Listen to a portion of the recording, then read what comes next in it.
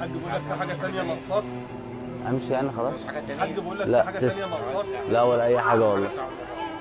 لا كفايه اللي معايا دول، والله انا مش عارف اقول لكم ايه والله بجد. يا عم كل سنه وانت طيب. انت معاك تليفون؟ اه يا عم معايا تليفون الحمد لله. انا رقمك كام يا صاحبي؟ قاعد هنا متواضع على الناس. انت قاعد هنا؟ رقمك كام؟ 011 011 0 4 3. لو عاوزت اي حاجه كلمني انا واقف معاك. ماشي يا ابو الصحاب، تسلموا يا رجاله. ماشي يا باشا، خلي بقى شكرا. البيبسي ده عليا. خليها عليا انت. تسلم يا عم، ولا اي حاجه خلاص والله، ولا اي حاجه خلاص. ماشي يا عم، هو اخويا انا عايز اعمل معاه خلاص يا بابا. يا عم امسك يا عم. خلاص يا باشا شكرا. ايه؟ شيشت، تسلم ربنا يخليكم. تسلم يا باشا، السلام عليكم. اقول لك يا صاحبي ثانيه كده، امسك كده يا حاج. اقول لك على حاجه، ممكن تقوم ثانيه كده؟ انت اسمك يا صاحبي؟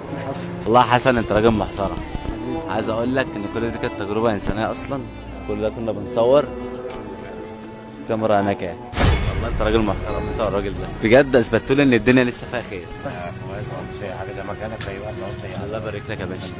يا جدعان الراجل ده محترم والله، وعلشان انت راجل محترم انا عايزك تقول للناس عنوانك علشان اللي تتفرج الناس اللي بتتفرج علينا تجيلك. احنا عندي جنب جوار مجمع الفردوس.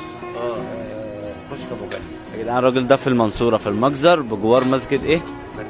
الفردوس. سوبر ماركت ابو جنة. كل سنه وانتم طيبين. ماشي يا باشا، شكرا، السلام عليكم. ماشي، تسلم حسن، تسلم محترم، تمشي مني.